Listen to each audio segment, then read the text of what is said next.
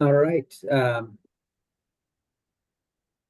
Great. Well, looks like we do have a lot of people who joined, and seeing who is here, I see several of the people who are attending who really probably should be presenting this, perhaps instead of us. But what we hope to do was give an overview of really basically what plan giving is for a broader audience, for people who do this all the time, but also for people who don't do it at all yet or may do it as part of their job. So um, today we'll hopefully give you a structure to organize plan giving. And for those of you who do it all the time, maybe remind you of some kind of idea of something that might be helpful.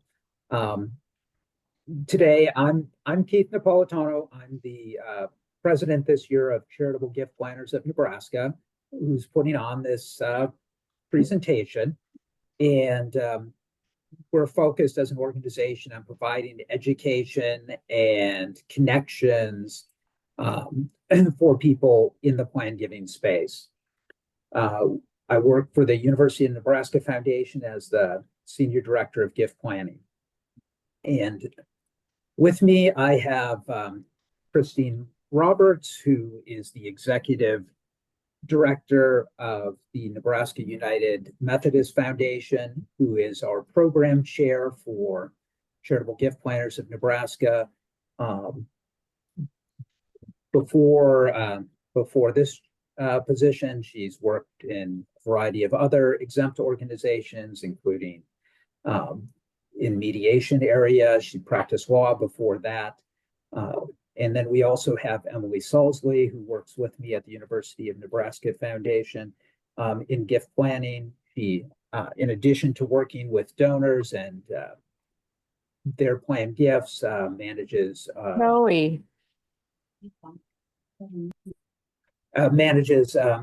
people who do all our high volume outreach in the gift planning area. So, let's see. I think we have a next slide. Yep, got it. So welcome everybody. Today we're going to give you a brief introduction and then talk about giving, why to give, ways to give, and what to give. And don't mind me, I'm still admitting people, and I'm controlling the Zoom too, but I can do this. And then we'll talk about how assets pass, estate gifts, stewardship. Emily will really touch on tracking and touches, and I will throw in my 2 cents about what I think about legacy societies. And then at the end, it's open up for everybody, a little summary, and then questions and answers. Great. I think the first thing to talk about is what plan giving is. And, it's a term used differently all the time. And we hope to give you some ideas of how to think about this.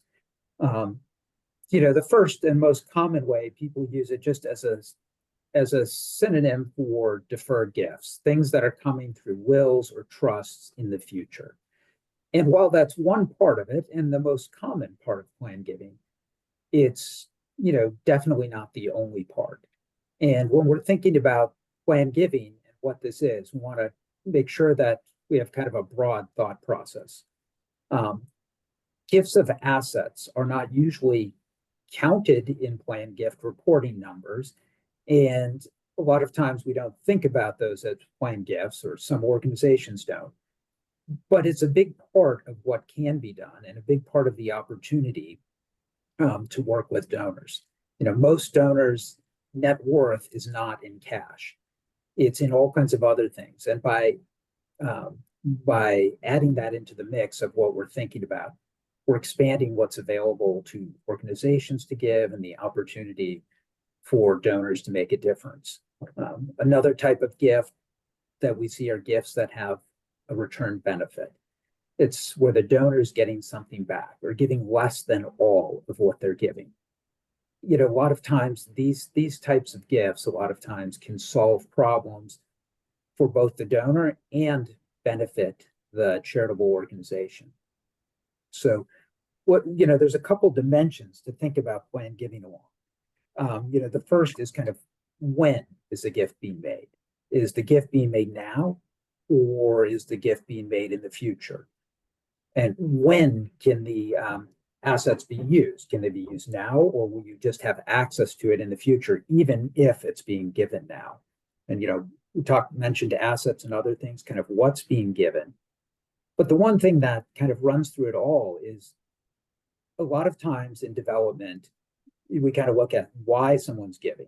And that's kind of the first motivation, right? When you talk to people in development, they'll usually tell you, work with the donor, figure out their passion, what impact they want to have, why do they want to make a gift? Talk about all those kind of things first, and then later talk about how they want to give and talk about the money. When it comes to the plan giving, that how is a lot of what the plan giving is.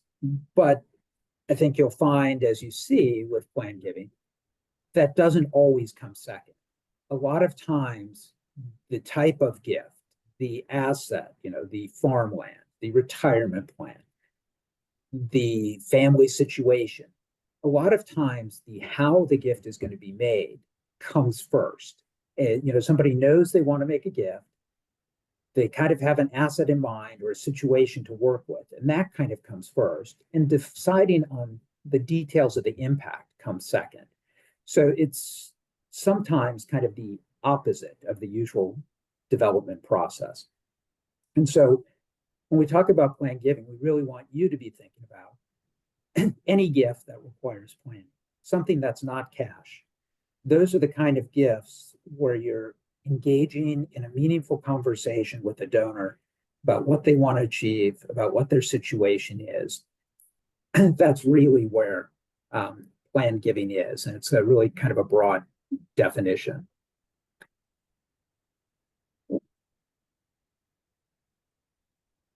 So, and this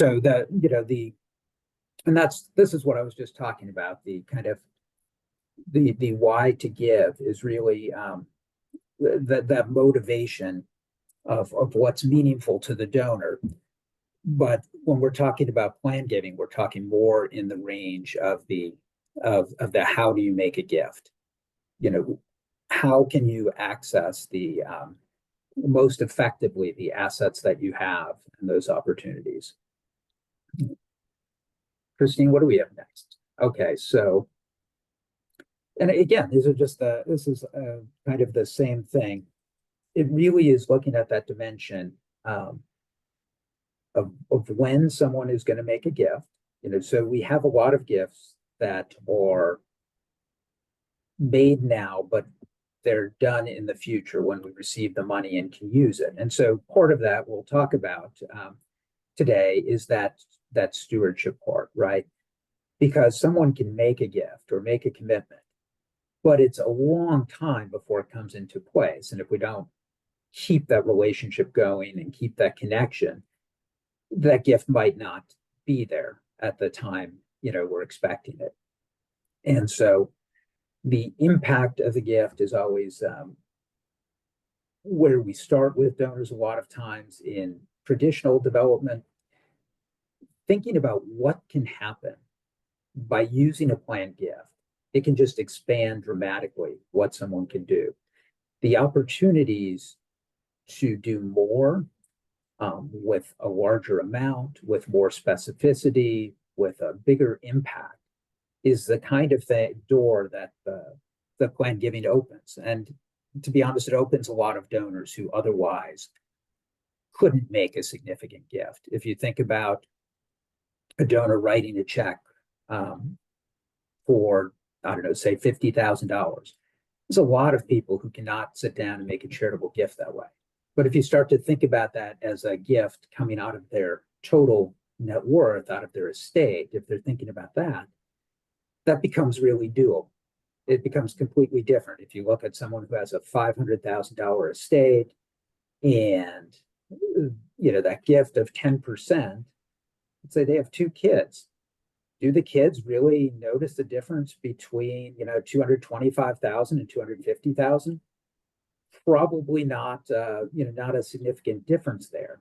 but it's a kind of gift someone can make that they never could write out of their check. So it just really opens the opportunity to a whole new realm of giving.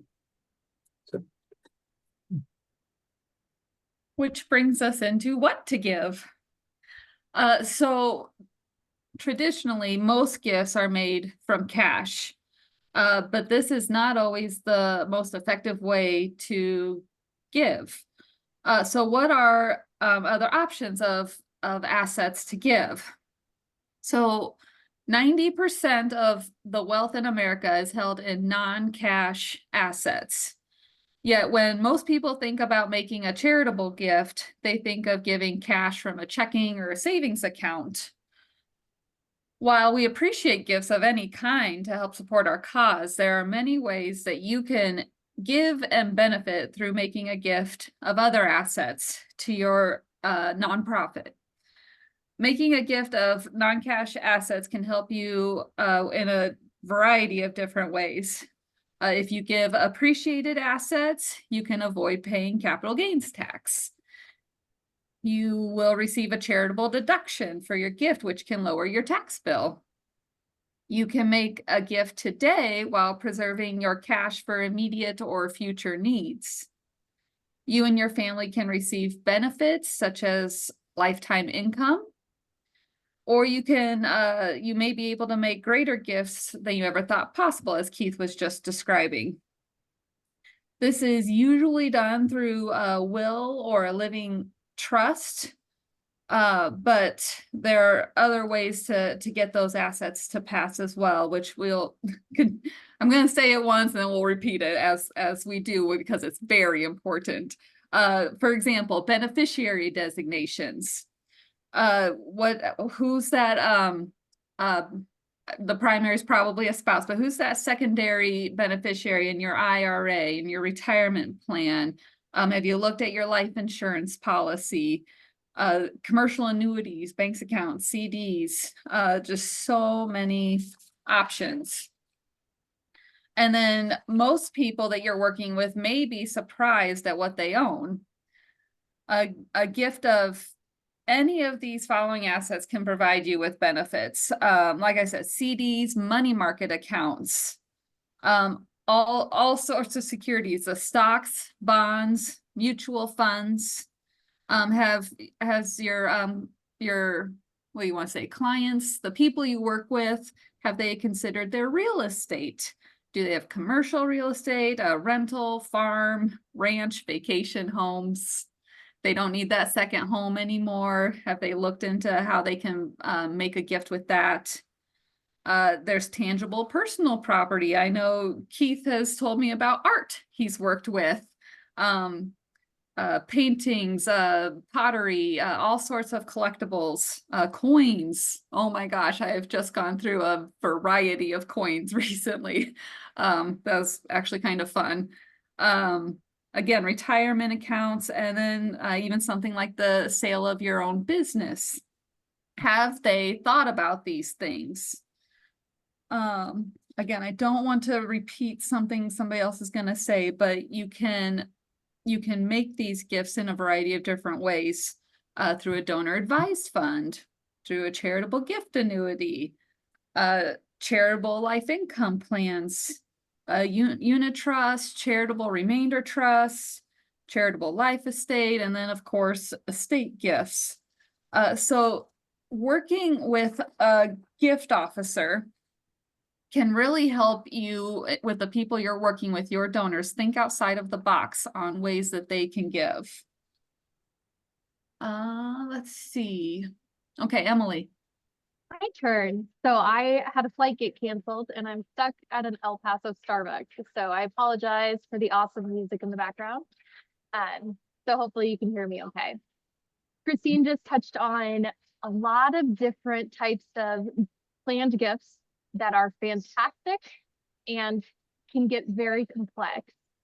But the truth of the matter is, almost all of the planned gifts our organizations will receive are either requests or beneficiary designations.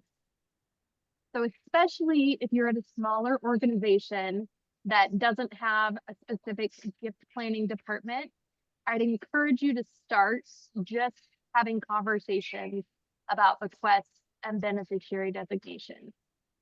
A bequest is when someone states in their will that a portion of their estate will go to benefit your organization. It's important that the language is correct. So if you haven't already articulated what language your organization would prefer for a planned gift, make sure you do that. And then many of the gifts that we receive through people's estates are surprises to us. I would encourage you to have conversations with all of your donors, your closest volunteers, your employees, your staff, faculty, whatever that looks like for your constituency about a planned gift. Mostly because of the educational component of stating it in a way that actually can be put into place. An example here that I worked with was if someone left a gift to the wrong entity, and it's very hard to make sure that the gift can do what the donor meant for it to do if the language isn't correct. Nebraska Press, this is Violet. How can I help you?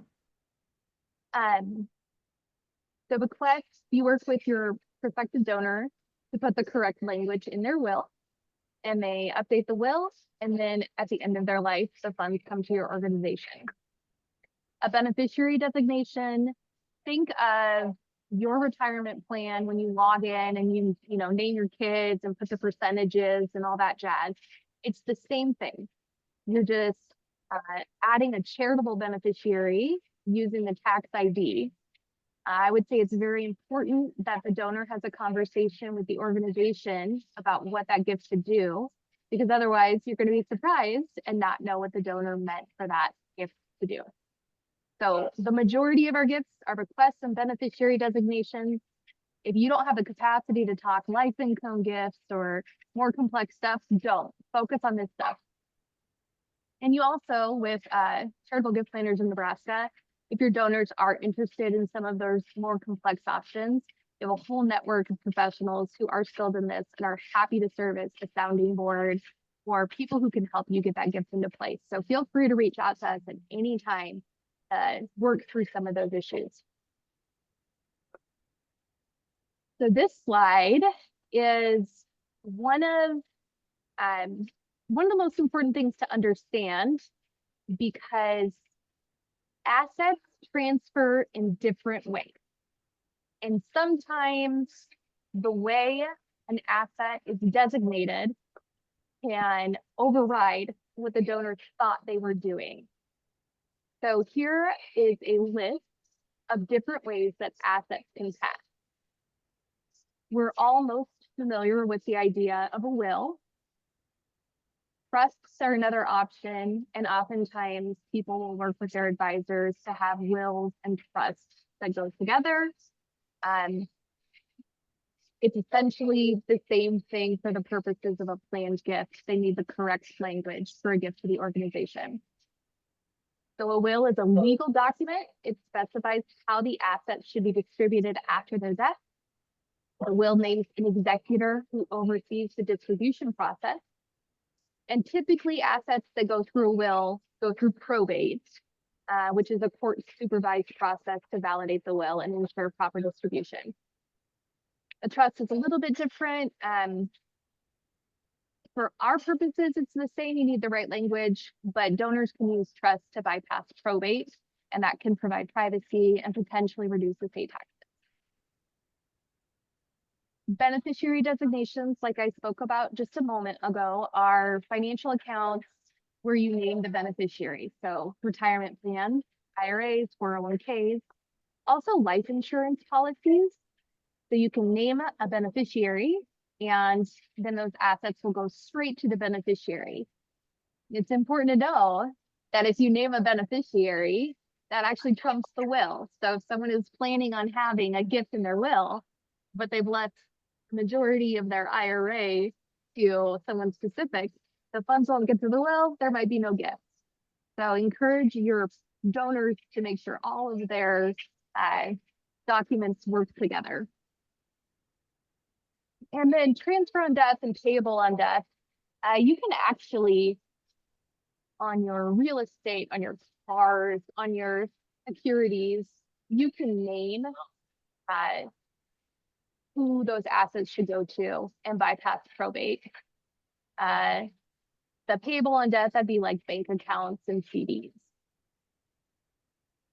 And then getting a little complex, talking about joint ownership, but this is super important in Nebraska, where we have a lot of farmers and small business owners. And when people own things jointly, the legal organization of how things are passed are determined by how that ownership is held. So joint tenancy with the right of survivorship. When one owner dies, the surviving owner automatically inherits the deceased owner's share. And then tenancy by entirety is similar to joint tenancy, but specifically for married couples. So the spouse inherits the deceased spouse share.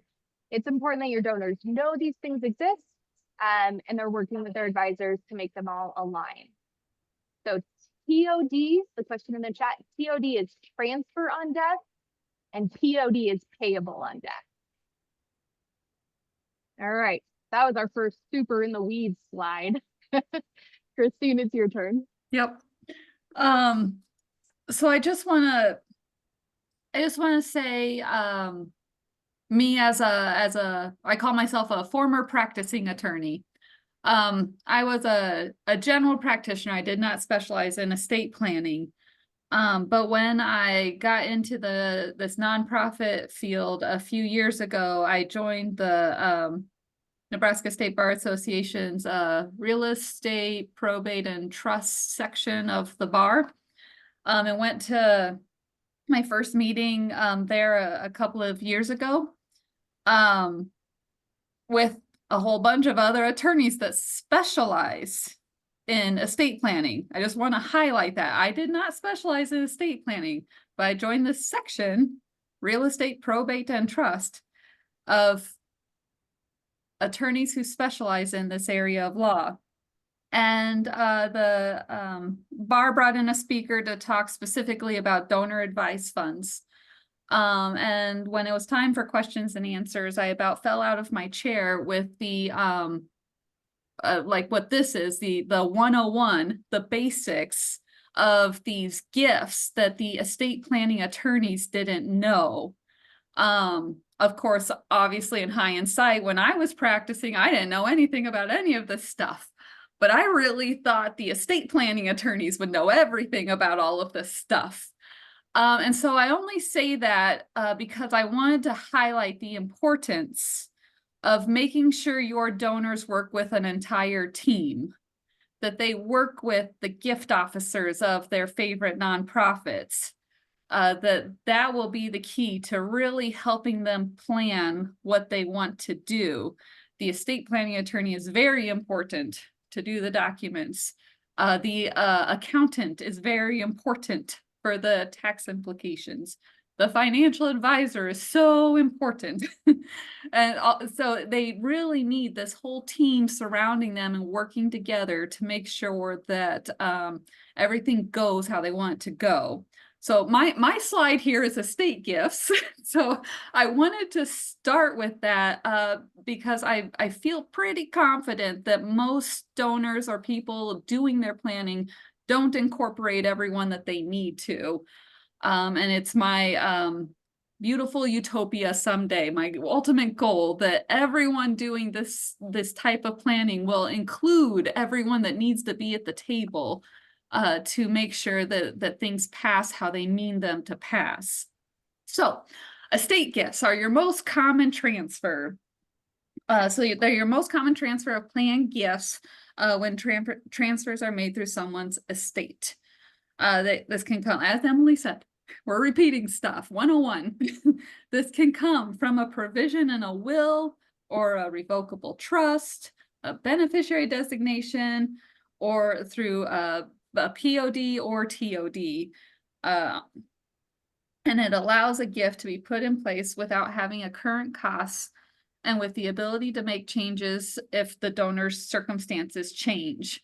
And what Keith was mentioning earlier, that's why it's important to maintain that relationship too. If their circumstances do change, do they still feel the same way about your nonprofit as they did when they made the original designation in their will or trust or in their policy, whatever they did? So you don't want to let that relationship lapse because you've become too busy. Sorry. When people take phone calls, I've got to mute them again, so just bear with me. Who needs a plan? Everyone needs a plan. You got to get your proper documents in place. They've been mentioned over and over and over. Your last will and testament, your living or testamentary trust, your revocable or irrevocable trust. And then you will want to make sure that your donors highly encourage them to get their powers of attorney done as well, their financial and their healthcare or health medical directives. Those are the important documents. They're not the only documents, obviously, you'll be working with. I'm really pushing IRA beneficiary designations right now, so that's just me personally. But those are the most common and most important ones. So to get started with most donors to start those documents, you need some family information, an inventory of assets, what their plans are for disposition of those assets, or you work with them on a possible plan. And again, that team of advisors.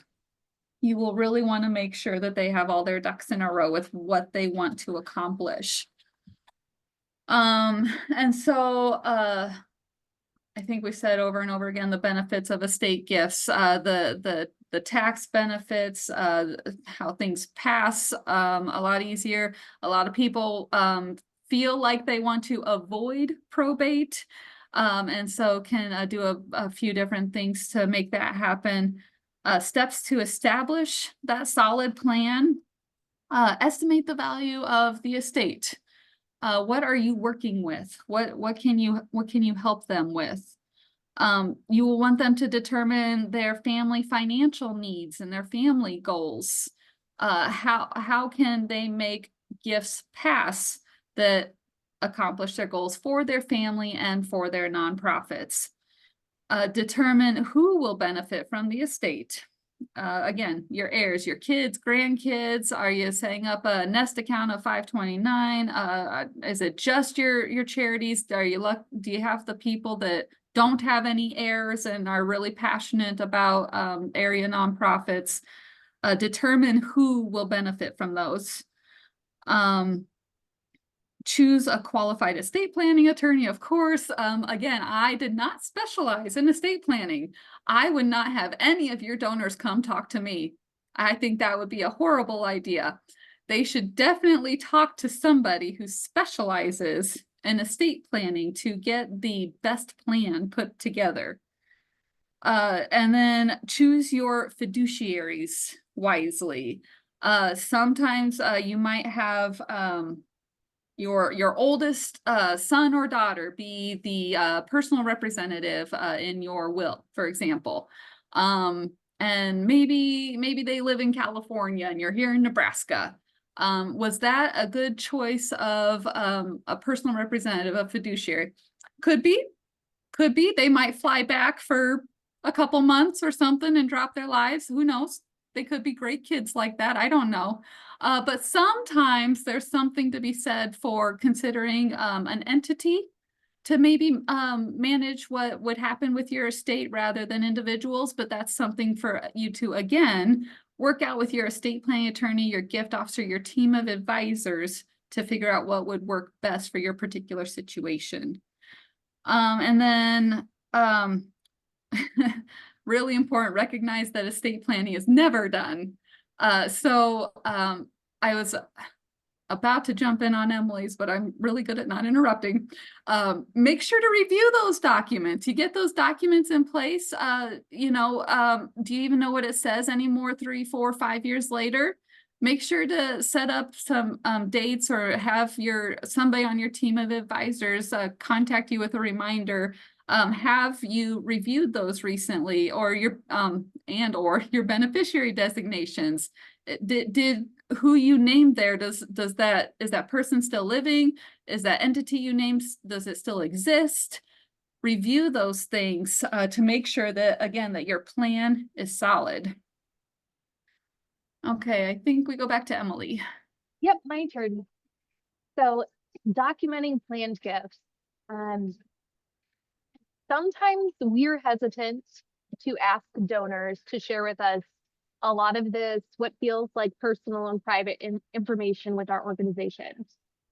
That said, having this information is vital in ensuring that we can facilitate the gifts, get those funds to the organization after their lifetime, and also to make sure that the gift they intend to make is something that we can do and follow through on. So listed here is the information that I would recommend that you collect from your donor. So demographic information, their name, their contact details, their age, their relationship to the organization. Then the gift asset and vehicle information. What type of gift are they making with what asset? A charitable gifts annuity with an IRA QCD, right? How do they want that gift to happen? We also encourage the estimated value. And I know this is tough. Someone said it really great.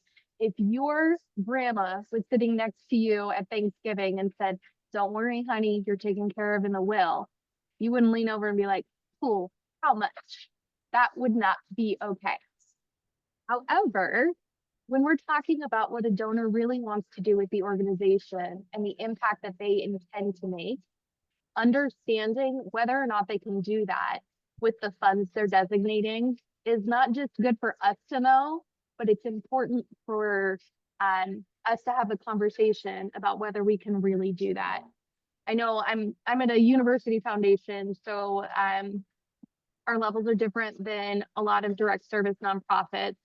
But if a donor said, "I want to set up an endowed scholarship fund, here's a $10,000 gift," our endowment level is 50,000. So we wouldn't be able to do that. It's important to make sure that everybody's on the same page. That said, the value isn't a binding thing. The way we say it is an estimated value for the gift to be realized today. So it's just, this is what we're asking for, share as much as you're comfortable with, and here's why. It's also important to understand the ultimate designation. If a donor puts a beneficiary designation to your org and they really wanted that gift to support providing dog food for people who can't afford dog food in the community, but it goes to the Humane Society as a general gift, probably not going to get to dog food. So having that conversation about what people want to do is important. And then finally, preferences for recognition and anonymity. Do they want this information shared? What's a meaningful way for them to be recognized and appreciated? And asking directly is the best way to find that out. All right, moving on to the next. And I talked about this a little bit already, but it's important for us to feel comfortable with why we're asking for so much information. So why should we ask donors to share your gift plans? The first is to ensure those plans are viable. They have a correct designation.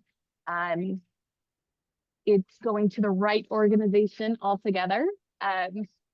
You know, some nonprofits, there's the same name for a place in Texas and a place in Illinois. And how do we know which one it's supposed to go to? For some of us, when we're in campaign mode, and some of our donors understand that, sharing the impact that they're making is important. So if we can count those totals and share it with our overall constituency about the progress that's being made, it's important. Ensuring appropriate gratitude. We want to make sure we can thank people. And we'll get into stewardship in just a little bit, but making sure that we know about the gift so that we can steward the gift appropriately. And finally, all of this information is important so that the relationship is ongoing. And as changes arise, as they will, that the organization and the donor can continue to have conversations to make sure the gift is doing what the donor wants it to do. Here's stewardship, both Kristine and me talking on this. Planned gift stewardship is so important. And when I was first in my role, I tell this story all the time. When I was first in my role as an assistant director of gift planning, I received a phone call from a very kind young attorney who was obviously tasked with the uncomfortable job of reaching out and letting me know that our organization was not receiving $1 million because after that gift was put into place, no one ever talked to him again. That has colored how I do my stewardship work for the rest of forever. It's important to have ongoing relationships. And I would encourage you to have a minimum standard of care. This is the things that you are going to do as an organization for everyone who makes a gift. Are you going to send a happy gift anniversary card every year? Are you going to make sure that you do birthday cards? Will you reach out to them once a quarter to say thank you? Will you invite them to events? Do you have a legacy society? And then there's also the one-on-one stewardship with the donors that you work with, making sure that they're being recognized and appreciated in the ways that are meaningful to them, which you've already asked for. A legacy society is another thing, and Kristine has opinions on that she'll share with us too. I think legacy societies can be a good thing. Make sure they're serving a purpose. So have a purpose, follow through on it, be consistent, and ensure it adds value. So Kristine, what did you want to add on legacy societies? That I agree with you. I think their legacy societies are critical right now. First, let me say, as Keith introduced me, you know, I'm director of the Nebraska United Methodist Foundation. And that is a foundation that specifically serves the United Methodist churches across the state of Nebraska.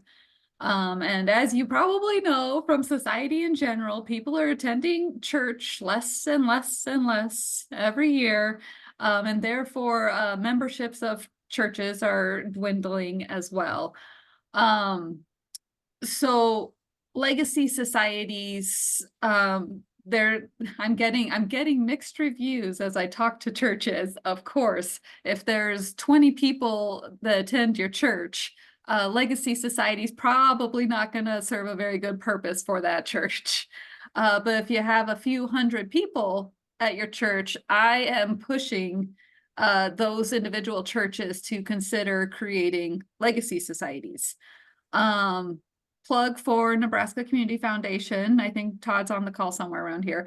But way back when, 4 years ago, 2021, they did the statewide study on the transfer of wealth. And you should know about the transfer of wealth. And if you don't, you need to go educate yourself on the transfer of wealth. That is not one of our slides today. But we'd be happy to chat with you afterwards or answer any specific questions when we're done with our formal presentation here. But hopefully you know that billions of dollars are going to be are currently transferring and going to be transferring from the baby boomer generation to the next generations. And the Nebraska Community Foundation has a really great short 6-minute video on their website of what you can say to your donors to remember to give a portion of that to their favorite nonprofit. Again, Nebraska Community Foundation does 5 to Thrive. 5% of an estate is such a small amount. I like to change that up for the churches and go with tithing, and maybe 10% of the estate could be given to a church. Yes, we can send you a link to the video that I think Emily already put in there. Yeah, so just above your question is the link to that video. And I think that is the the touch that people need for that legacy society.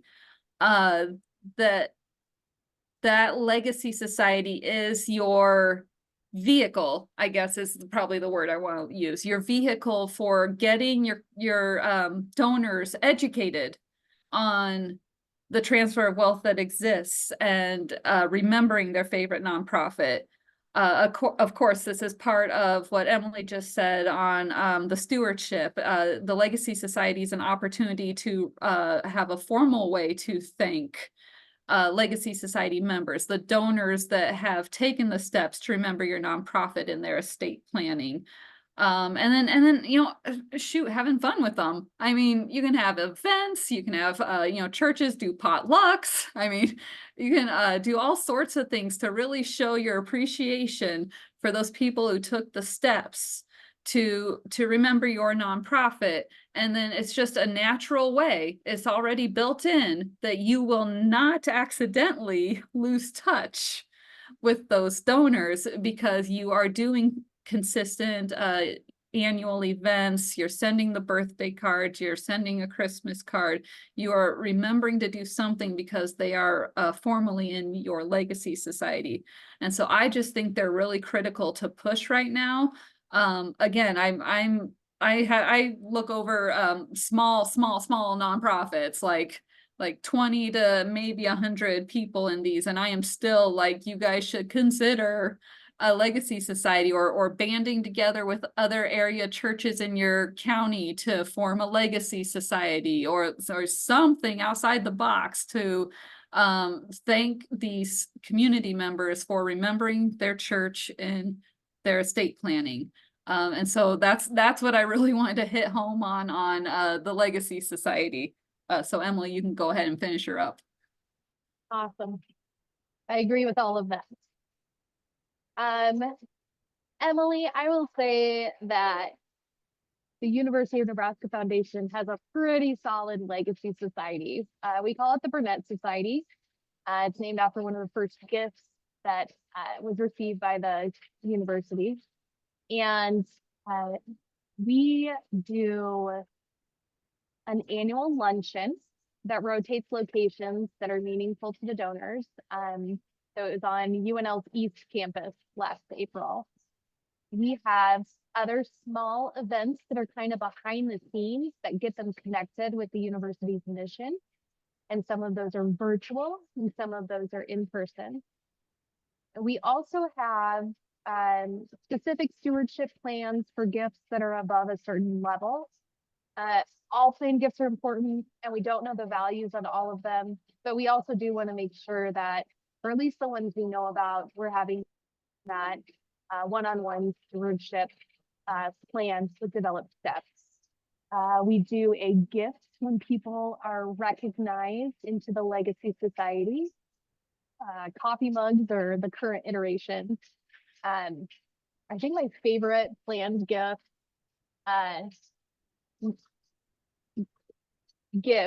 that I've seen was at Concordia University. They have a little paperweight. I know paperweights are outdated, but it's a paperweight of the main original campus building. And I love it. It's meaningful to the people who receive it. If you have more questions about what we do with our Legacy Society, happy to talk about it. And maybe that's a session we will do in CGPM this year. What do you think, Kristine? Yeah. Sounds good. And then I want to talk about opportunities for planned gift increases and additional outright giving. There are some stats out there in the industry that indicate that once someone has put you in their will, once someone has added you to their family, their outright giving increases significantly. So while planned gifts are the ultimate gift, it's not the last gift for a donor. So once they've made a planned gift, they're likely to increase their annual support, their major gift support. So keep that in mind as you're stewarding. Stewarding is cultivation, cultivation is stewardship. It's all relationship building. And then also planned giving increases. It's important when you work with donors to revisit on a regular basis, at least every 5 years, if there's been any changes to their gifts. So just like they need to update their plans, like Kristine said, you want to have a conversation about whether there's been changes to their gifts. We actually do at the foundation try to revisit each planned gift every 5 years to confirm it with the donor. And that has resulted in significant increases in the values of those gifts. So having those conversations is important. And you'll also notice with life income donors that once they make a life income gift and they like it, they're likely to make more life income gifts. So add more to their unit trust or create another gift annuity or something like that. So stewardship leads to more giving. All right, moving on. And we're back to Keith. Okay, so we've talked a lot about a lot of different types of gifts and a lot of different things, and the vast majority of the gifts that come through planned giving really are various kinds of estate gifts and beneficiary designations. And there are things that every organization can do without a ton of effort or a ton of help. There are other gifts that can get more complicated that are part of planned giving. And I wanted to just give just a light overview of some of the things that come up. There are two basic categories I put them in. One is life income gifts. They're gifts where money goes back to a donor.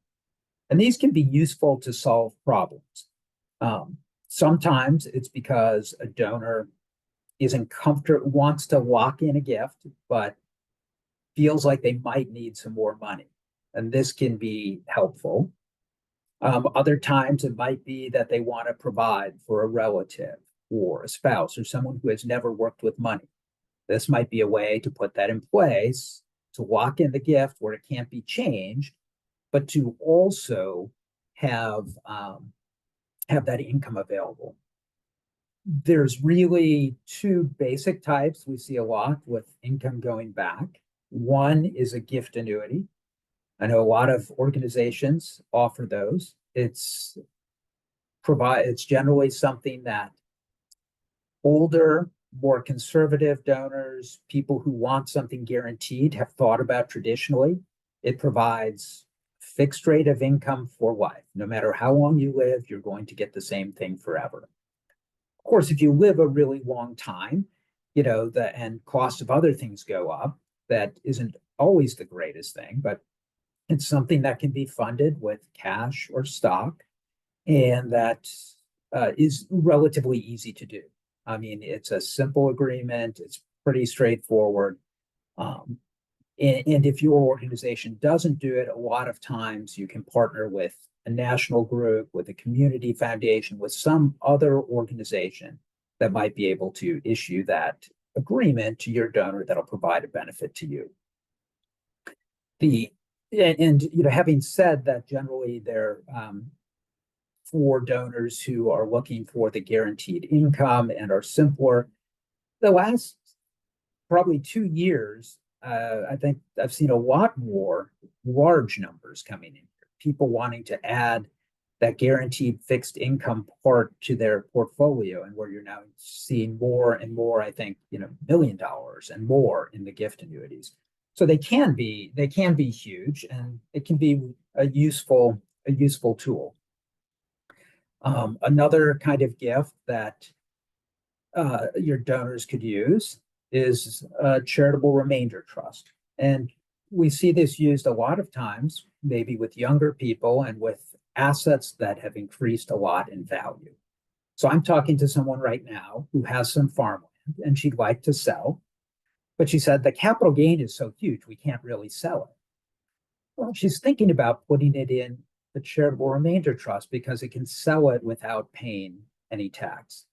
And it spreads out the tax over her life, and basically she wants it to go to her child. And so it's an opportunity to sell that and provide this income back to get some tax benefits. And this, can be done You don't need to do this as an organization. In fact, there's very few that will be the trustee of this or organize this in Nebraska. Generally, it's something your attorney the donor's attorney writes, and a trust company will manage. It's another opportunity. I think the main thing with all these gifts, right, is for the donor to have a conversation with their people. We want to plant the seed that the donor wants to do something, and we want them to talk to their advisors and communicate to them, hey, I'm really charitable. I want to make a gift, and I'm looking for the best ways to do it. Because although more and more advisors are moving towards understanding that charitable perspective, there's still, in certain areas, the idea that we need to preserve assets. We don't want to give anything away. And so I think thinking about having your donors convey that, no, I really do want to give this away. I really do want to support this organization. I want to do it the best way possible. I think that's the way you get into a lot of these conversations and pull in advisors. The other kind of life income gift I think we see is people don't want to give everything away, right? They might have some kind of asset or some kind of value, and they might want to give away a piece of it, but not all of it, whether it's land, whether it's a stock position, whatever it is. And so there's a lot of ways to give part of something. It can be a bargain sale. That's if a charity has money, they'll pay the donor for part of something. If you have a piece of land that's worth $100,000, maybe you have $15,000 debt, the charity can pay you $15,000 to pay that off, and they get the net. You can use a retained life estate with real estate for a farm or a house. And if someone's going to give something away anyway from their estate, this is a way for them to get a tax deduction, a significant one now, as opposed to putting it in their estate where, I mean, let's be honest, who needs an estate tax deduction these days? I mean, with the levels that they're at, not most of the people I talk to. And so you can get a big income tax deduction. It's an irrevocable gift that happens now. Or the other thing that can be given, I've simplified the person I was talking about with the remainder trust. Actually, she and her sister each have 50% undivided interests in this land that she's thinking about giving. And what she would give is her 50% interest. So you can give, but if it was just hers, and she wanted to give it to that trust, she could give a 20% interest. You don't have to give it all.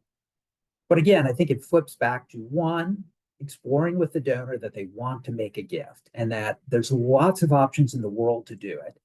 And that plan giving is really about thinking about what are the best ways to do what you want to do. And let's make sure this is conveyed to your family, to your attorneys, and so your financial people, your team, so we can think about the best way to do it. It's not necessarily on you out there to do all this. In a little bit, I'll talk about all the resources available to help you do these kind of things. But really, I think the most basic thing is having a conversation with the donor, or potential donor, about the opportunity to make a gift. And when they get excited, letting them know there's lots of great ways to do it and having them convey that to their people. Kristine, yeah. So this is kind of, I think, a bit just to summarize what we've been talking about. And I think, why are we doing this? Why does plan giving matter to your organizations? And I think, looking at it from the perspective of both the donors and the nonprofits, it gives a real opportunity to do more. For the donor, I think looking at it, it really is an opportunity to have an impact they couldn't have otherwise, that many people couldn't. We see it a lot. I work with the College of Education a lot.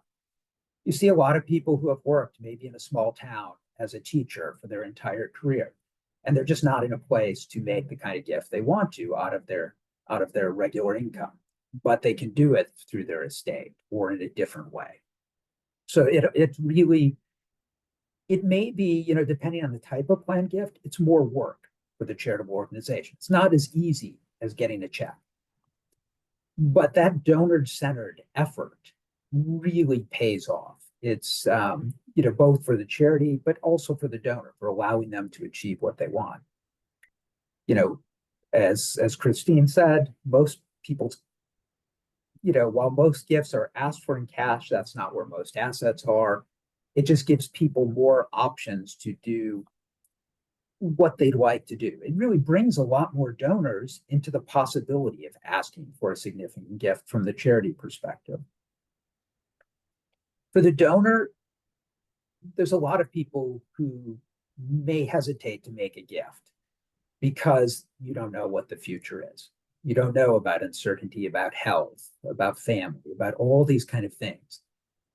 Doing something like a gift in a will that can be adjusted, that can be revocable, adds a whole different level of comfort to someone, or that gets money back. It just adds comfort to pull a trigger and make a gift that they might not otherwise.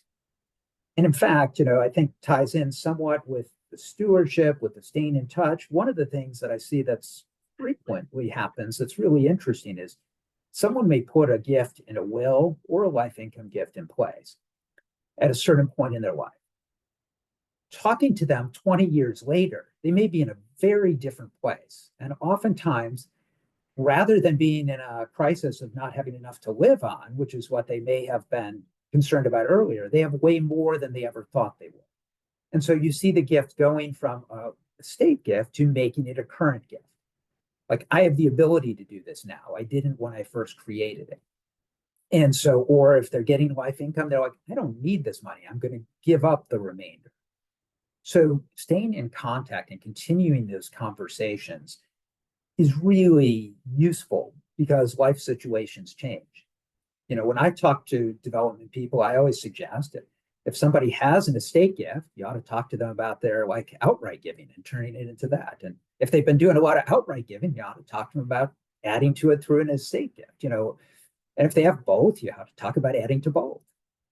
So it really is that opportunity to create comfort for the donor and allow them to achieve what they might not otherwise.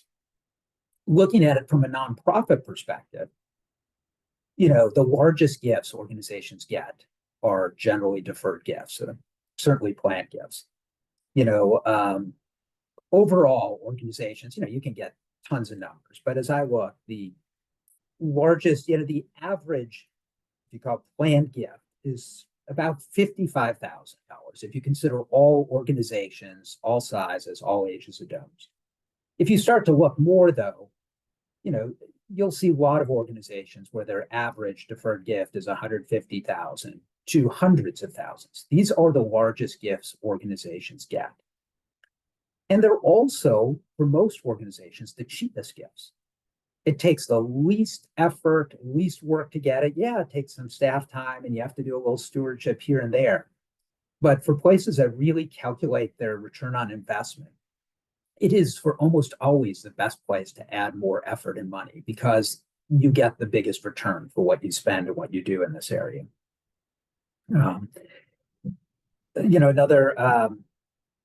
think Emily mentioned that after people add a plan gift, add an estate gift, a retirement plan, after they kind of add you to their plans, kind of like they do their family members, you're kind of like the current giving goes up, annual giving increases. And a lot of times I talk to organizations, and I have one internally I work with all the time, who said, well, we don't want anyone to make their gift through the will because then they won't make their annual gift.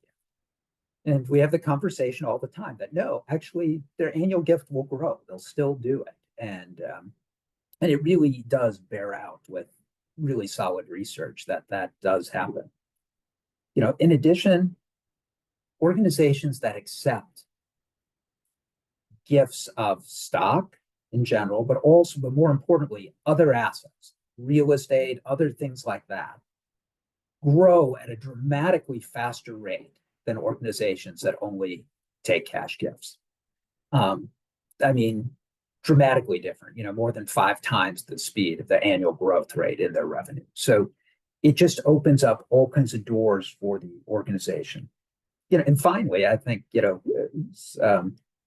as was pointed out, the coming transfer of wealth is massive, or that's in process. And being able to take advantage of that through estate gifts of the people leaving it, but also thinking about what does it mean for the people who are receiving all this money? What do they want to do? There's just lots of opportunities of how to look at this, and thinking holistically really, I think, makes a difference. Got the next slide.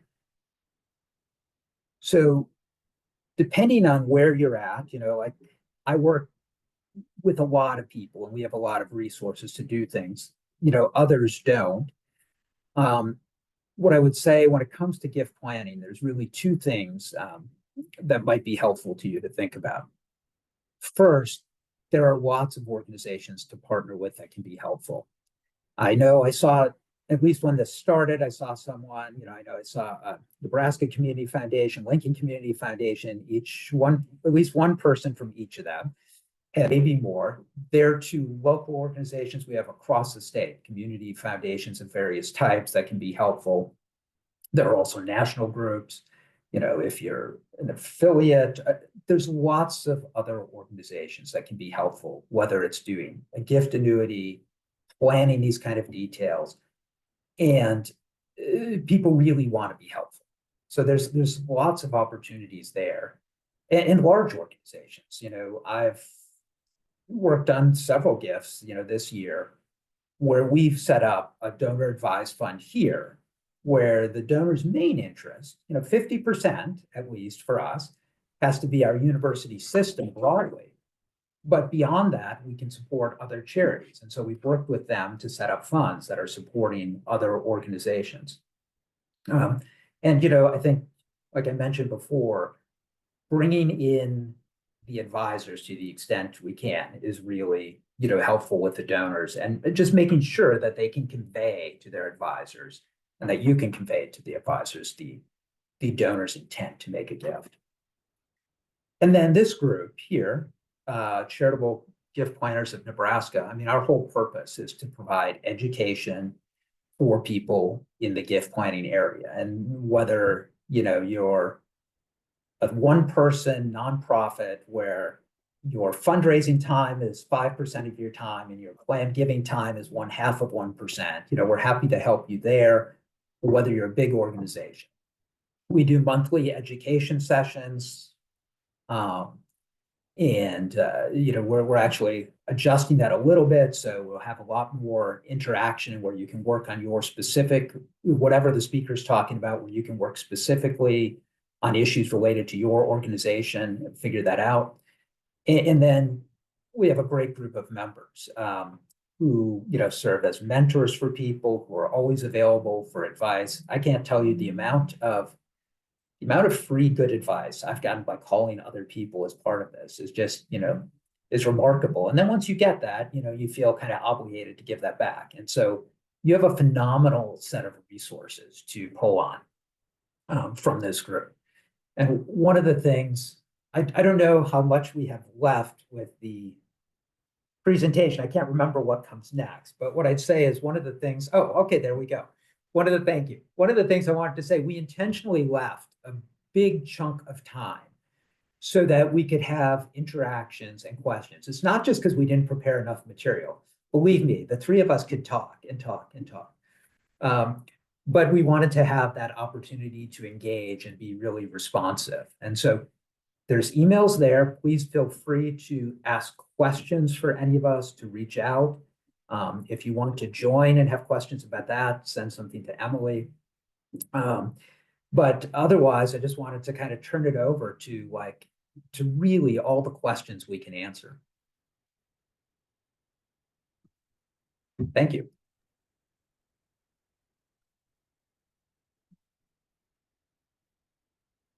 Thanks, everyone. I'm Emily Proner. I am at Funnel Forest.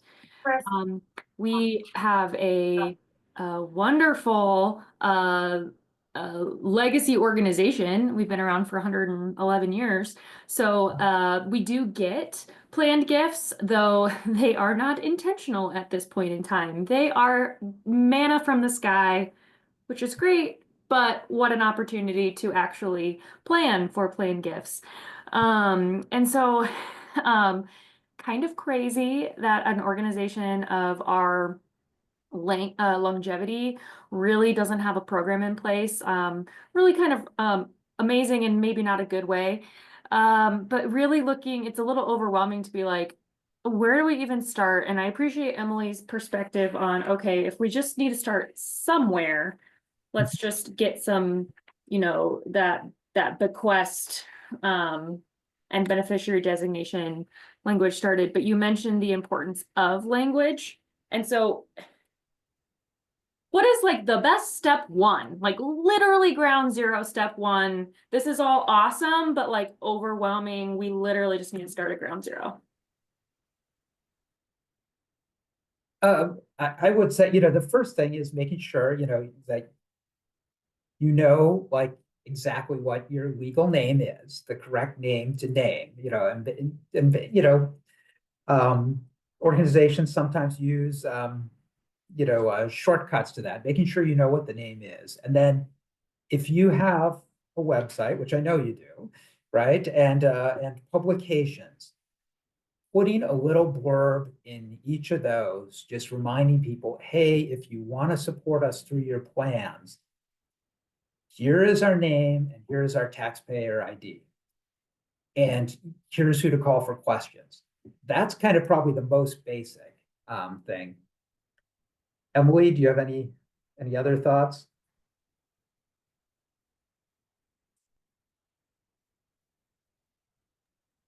I was looking for unmute, but I was also pulling up Nebraska Community Foundation's will language. So where to begin?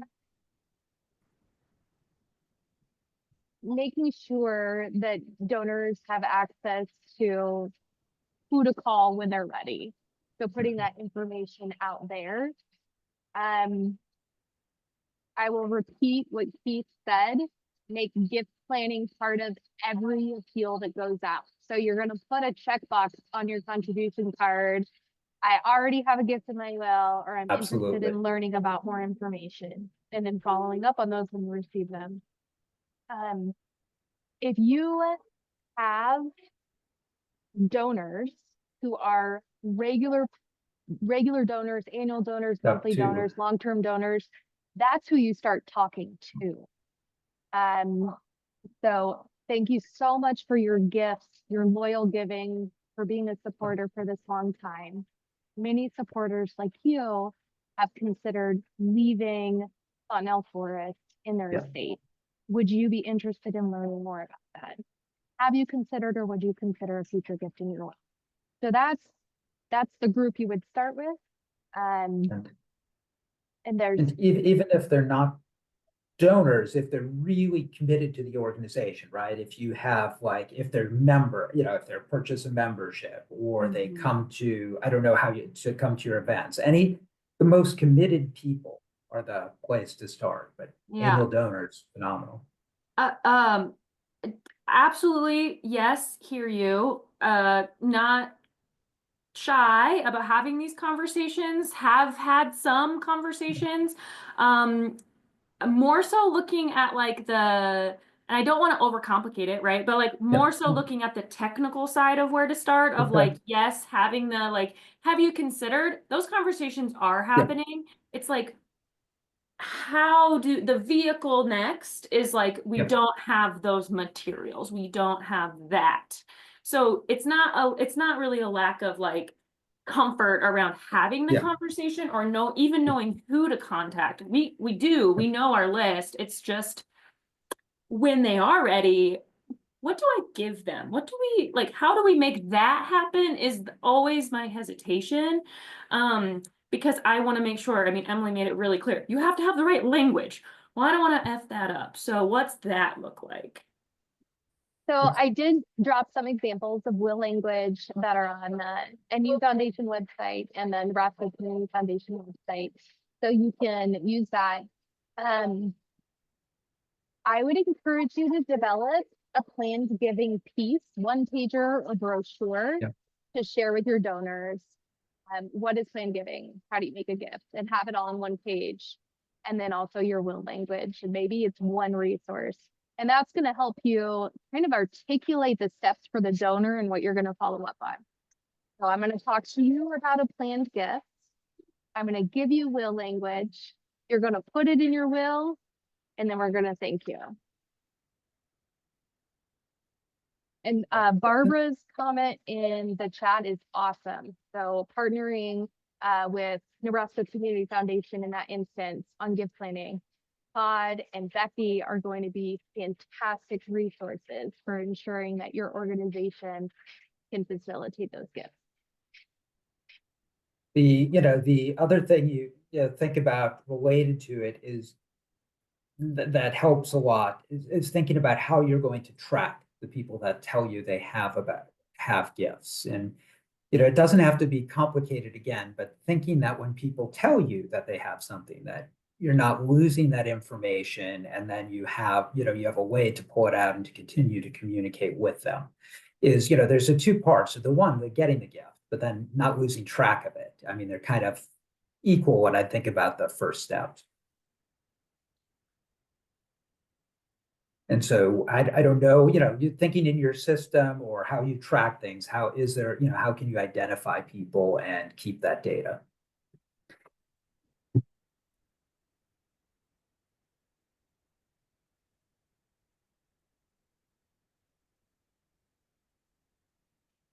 So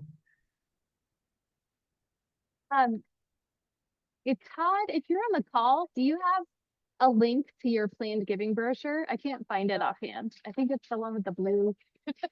It's a blue one, maybe a yellow one, but it's a good planned giving brochure. There should also be something on your website too, whether LMW15879 in the chat said, make sure the basic request language is accessible on your website. Yes. yeah. But also, the information about how a planned gift works at your organization. So you might have a whole big website. I know we partner with Seltzers for our gift planning section of our website. Nebraska Community Foundation partners with Crescendo for the gift planning portion of their website. Some organizations, the United Methodist Foundation is a self-built website, but you can also look at all those websites, see what information you think would be valuable for your donors. And you might look at organizations of a similar size as well, or similar mission.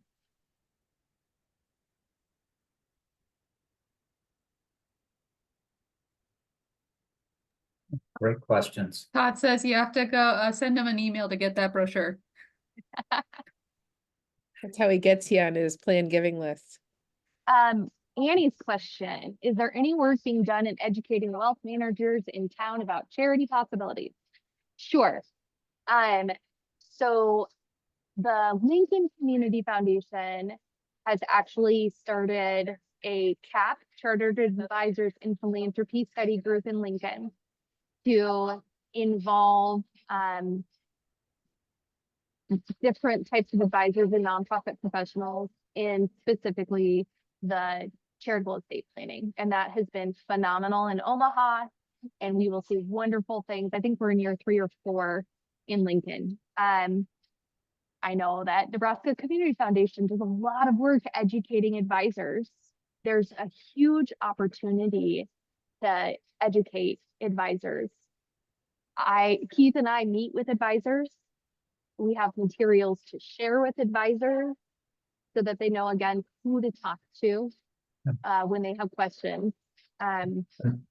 So, and the CAP group, the first one, and the ones who have had the longest and done the most, is the Omaha Community Foundation, who likewise, like these other ones, is a great resource, especially for someone, in the Omaha area who might want to be supporting a lot of different organizations, and making sure, it's great if you have the donor take that to them, but of course, making sure they know who you are as well. I mean, they know who you are, but making sure that they're thinking about you, thinking about how all these other support organizations can be included, in your stories and your information, just keeping them kind of aware of things you're doing. And Annie, that was kind of my point when I was talking about the Nebraska State Bar Association and the estate planning attorneys not knowing what gift officers or nonprofits do. And that's where that's where I was like, I really want to be on the Charitable Gift Planners Board to see about educating these estate planning attorneys. And so I haven't quite figured out how to do that yet, but I did post there that even if we could encourage them to attend a couple of our meetings so that they can hear about things that we do, is just a simple step in starting. So if you have professionals you already work with, please invite them to one of our meetings on first Friday of the month, 9 to 11, to again slowly educate them if there's not an easier way to get them educated. And again, to me, I think the education is fantastic. I think one of the best ways in every, specific thing is to make sure that the donor carries the message to their financial and legal people that this is really, really important to me. And that I want to find the best way to do it. I mean, making sure that they, know that just saying it in passing often isn't enough.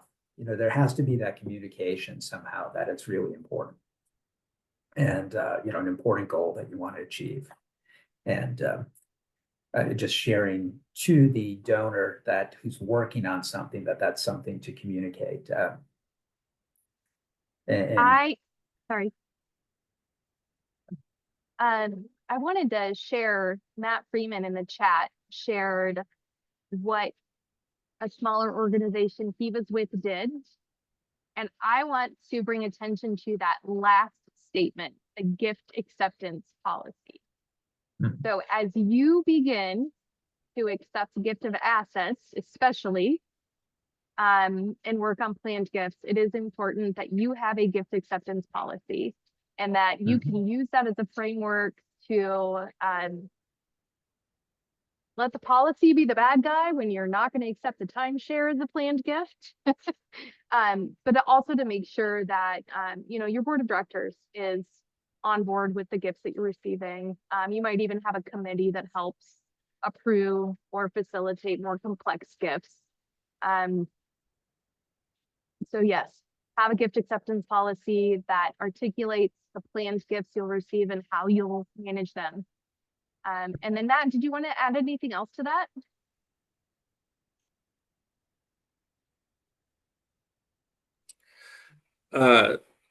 No, I think that about covers it. For us, we were moving into the plan giving space as an organization for the first time. And I think part of our job in that moment was to make sure that our donors thought of us as capable of accepting gifts that they would make. I don't know if that makes sense, but a lot of folks, they might expect the University of Nebraska or Boys Town to be able to accept a large gift, but they didn't expect us to be able to. So being able to do that was kind of some education work that we had to do with our donors, and having that policy was an easy way for us to engage a lot of people in that conversation. Because for us, we were networking through our board a lot. And so that was kind of an important piece for us.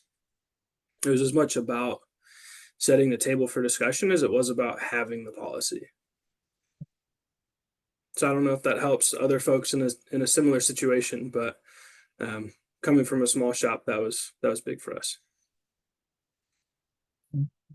I think that's fantastic. It's a good point, for tying in, thinking about your network. We talked about donors to reach out to, but thinking about the role the board can play when you get that, say 1-page document that Emily talked about or whatnot, to what extent you can use them to have some input in it, or one way or another, get that ownership with that group, because that's a really great voice for the things you're doing. And they may be some of your donors as well.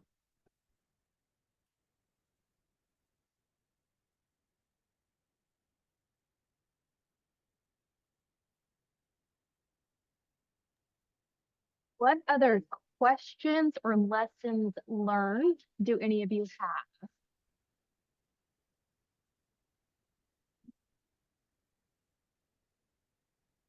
I do want to take a minute just to, welcome you to this charitable gift planners session, encourage you to attend our meetings throughout the year and to join CGPN. Our membership is $60. So hopefully for your organization, that wouldn't be too much of a burden, but we would love to have you. Your first meeting's free if you haven't come before. I shared the link to our website in there with our membership directory, but we are all happy to serve as a sounding board or offer any help that we can for you, your organizations, your donors. This is a collaborative space, and we all need each other to be able to do our best work. So thank you so much for joining today. Keith, you want to say anything else? Or Kristine? No, it just same thing. We appreciate the time you've spent with us today. I would if you can send to me if you have any feedback. This is kind of we tried to do something a little different with just an open, broad outreach, kind of with some basic things to outside of our usual meeting structure. And so if you have any thoughts of what we could do better or other kind of programs you would think it would be helpful for us to put together. We had two come up, I know, just in the conversation that we'll certainly look at doing those kind of things for sure. But any feedback, please put it in the chat or shoot an email to one of us. That would be great.